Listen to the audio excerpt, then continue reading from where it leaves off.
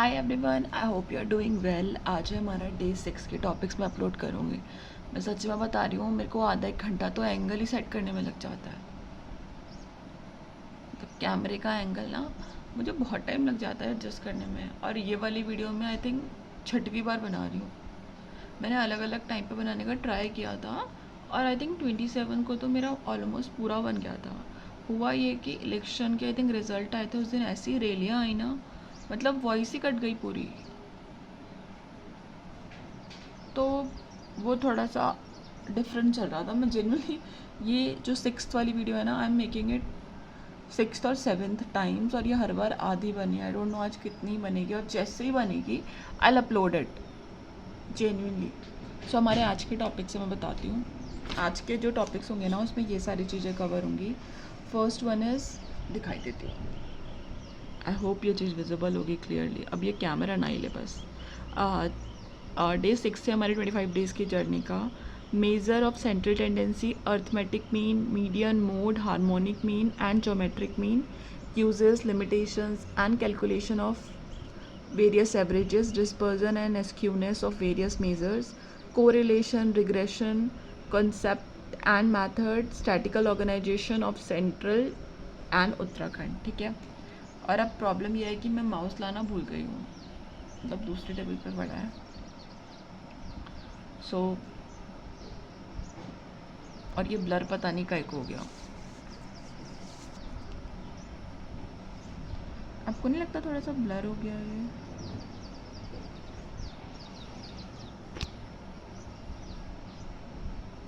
I think अब थोड़ा सा ठीक है, राइट? कैमरे को भी पता नहीं। मेरे को ये था कि सिर्फ क्वेश्चन दिखे, बट नहीं, इसको पूरा स्क्रीन दिखाने में मज़ा आता है, तो लेट्स ऐसे ही रहने देते हैं। ठीक है। So good morning, I hope you are doing well. Welcome back to my channel master of commerce. So आज हमारा जो 51 लाइनर्स है वो ऐसे स्टार्ट होते हैं। क्वेश्चन नंबर 1 है, misleading graphs can be created by. कौन कौन क्रिएट कर सकता है, या किसके पास ये चांस है इतना जो कर सकता है? सबसे पहले इनकन्वीनियंट स्केल यूज़ करके हो सकता है, और फिर है ट्रांटिंग द वर्टिकल एक्सिस, इसके थ्रू भी हो सकता है। Now the next question is,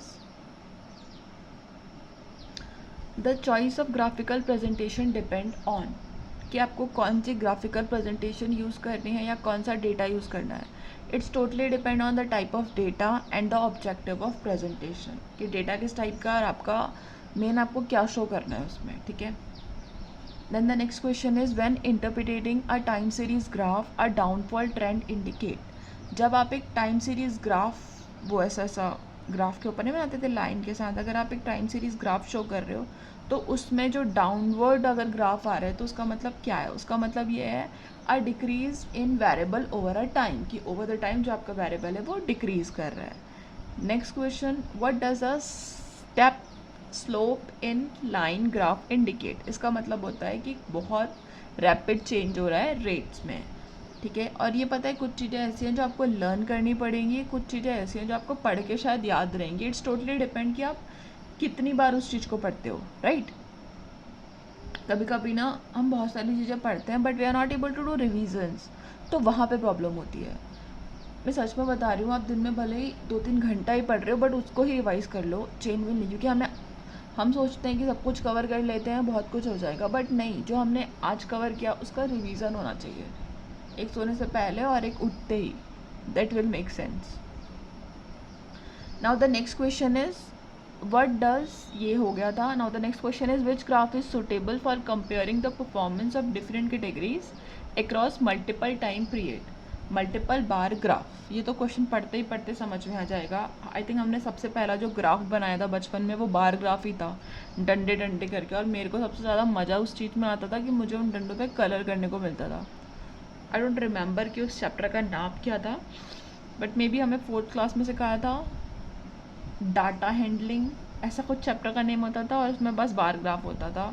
और थोड़ा सा नेक्स्ट क्लास में जाते थे तो फिर उसमें डबल बार ग्राफ हो जाता था, फिर ये पाई चार्ट, ये सब तो एक साथ आए थे I think, right? What is the purpose of a legend in a graph. इसका क्या पर्पस होता है? ये एक्सप्लेन करता है सिंबल, कलर, पैटर्न जो हम ग्राफ में ऑटोमेटिकली यूज़ करते हैं, right? Now the next question is, when interpreting graphic statistical graph, it is important to pay attention to. आपको क्या क्या देखना पड़ेगा? आपको टाइटल देखना पड़ेगा, आपको लेबल देखना पड़ेगा, आपको स्केल देखना पड़ेगा, आपको यूनिट ऑफ मेजरमेंट देखना पड़ेगा. ठीक है. Now what is a frequency curve? A smooth curve fitted to a frequency polygon, वही होता है frequency curve. Which graph is useful to identify the mode of continuous data set?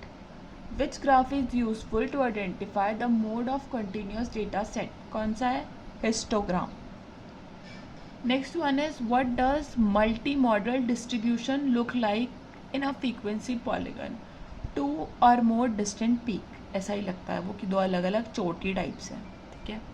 Which type of graph is used to show cumulative frequency? Cumulative frequency अगर आपको आता है तो let me know in the comment section. OGIF type का graph.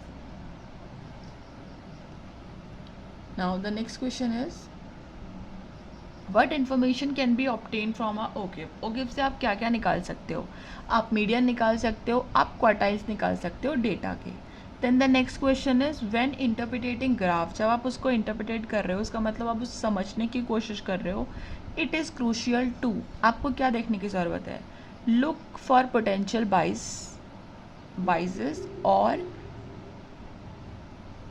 Distortion in the presentation. ठीक है. Now the next question is, which of the following is most commonly use measure of central tendency? सबसे ज़्यादा frequently जो use होता है वो arithmetic mean he है. मतलब वही है कि ABCD को ऐड करो divided by total number.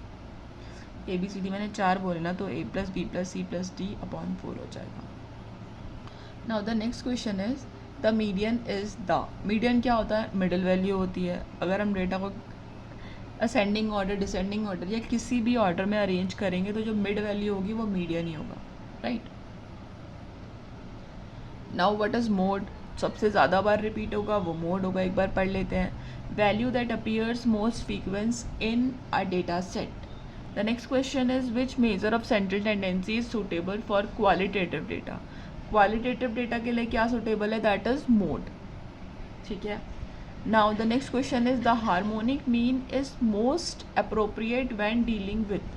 Harmonic mean सबसे ज़्यादा अप्रोप्रिएट कब है? जब हम किससे डील कर रहे होते हैं? एवरेज रेट और रेशियोज. किससे डील करते हैं? एवरेज रेट और ratios. The geometric mean is particularly useful for calculating. Geometric mean किस चीज़ के लिए यूजफुल होता है? एवरेज ग्रोथ रेट के लिए. किस चीज़ के लिए यूजफुल होता है? Average growth rate. For a symmetrical distribution the mean median mode are. अगर एक सिमेट्रिकल डिस्ट्रीब्यूशन है तो उसमें मीन मीडियन मोड कैसे होंगे? अप्रॉक्सीमेटली इक्वल होंगे. What it will be? It will be approximately equal. Now the next question is, if mean of a database is 10, the number of observation is 5, then what will be the sum value? आपको ये एक बार के लिए calculate करने पड़ेंगे.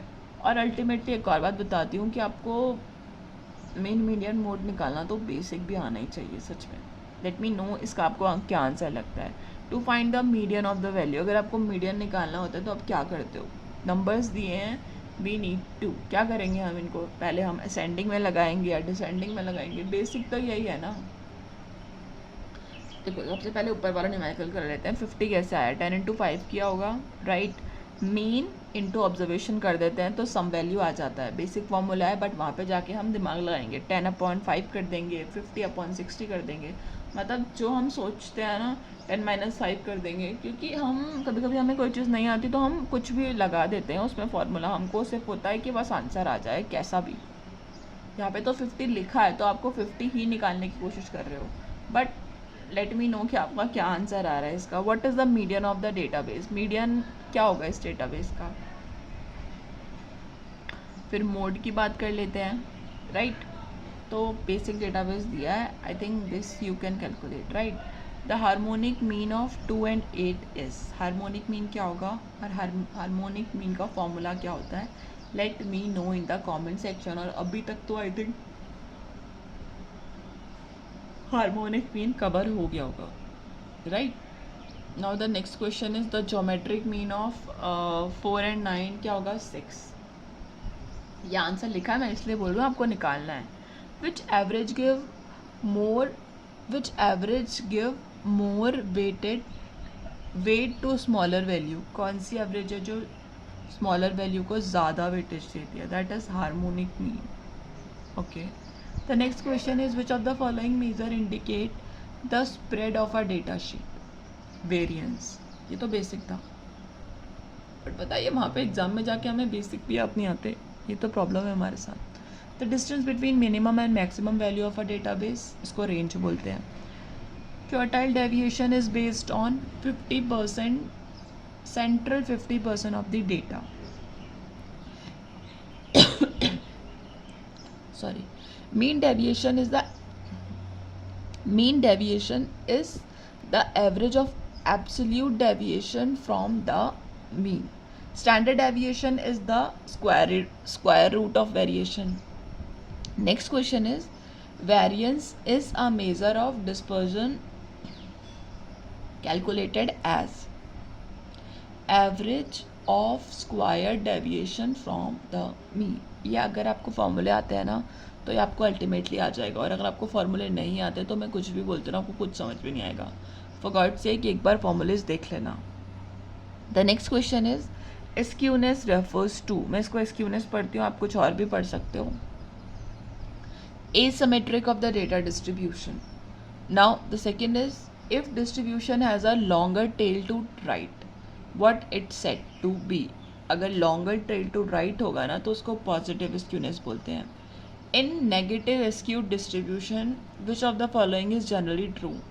Median then mean, median and then mode. और हम I think हम बोलते भी इसको ऐसे ही हैं, मीन, मीडियन और मोड, है ना. तो बस एरो उधर कर देना, बाकी सब ठीक है. Asymmetric distribution has a skewness of 0. Asymmetric का दिखाया था ना, एसिमेट्रिक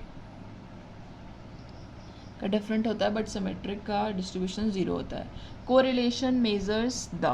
कोरिलेशन क्या मेजर करती है?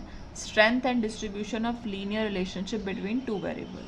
Strength and direction of linear relationship between two variables. ठीक है, मैं पानी पीती हूँ, आप भी एक बार इस पर पढ़ लो वापस से.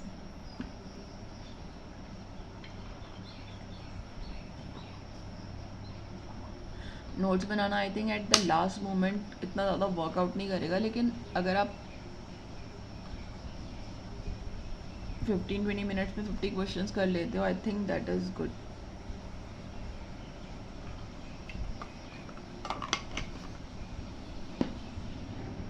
ठीक है, फिर हमारा नेक्स्ट क्वेश्चन है the correlation coefficient range from -1 to +1. ये सबको आता होगा.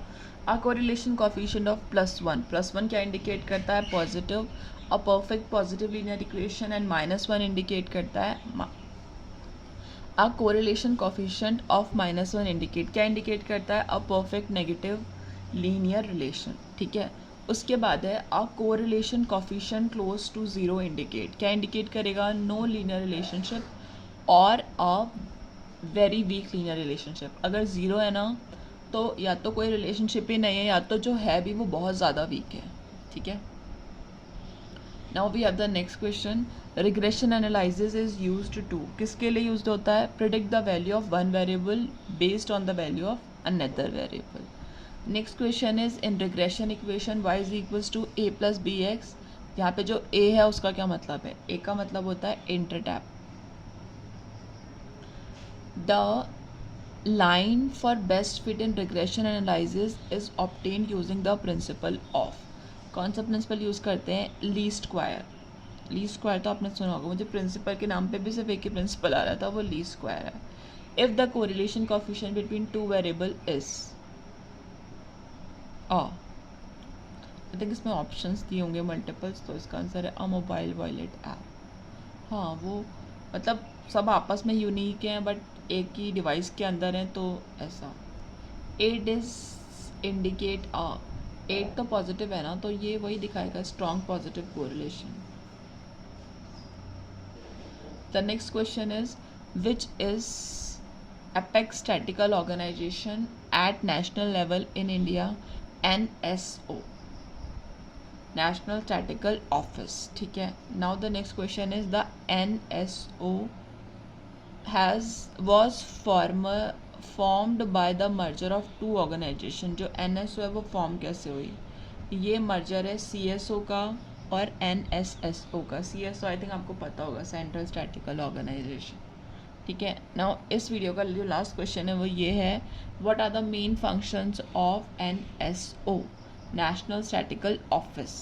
और ये ऑर्गेनाइजेशन नहीं है, ऑफिस है, ठीक है। NSO नेशनल स्टैटिकल ऑफिस, इसका मेन फंक्शन क्या है? Collecting, compiling and disseminating statistical data. I think आपको कलेक्टिंग तो पता होगा, कंपेलिंग भी पता होगा। कलेक्ट मतलब इकट्ठा करना, कंपेलिंग का मतलब एक साथ जोड़ना, और डिसमेल्टिंग का मतलब होता है कि जो डेटा है ना उसको ब्रेक डाउन कर देना अलग अलग। जैसे एक रिपोर्ट है, छोटे छोटे पार्ट से बनती है ना, जो छोटे छोटे पार्ट्स हैं उनको अलग अलग कर देना, ठीक है। सो ये है इस वीडियो के लिए, मिलते हैं नेक्स्ट वीडियो में। Keep watching, keep supporting. Bye bye. Take care and keep studying.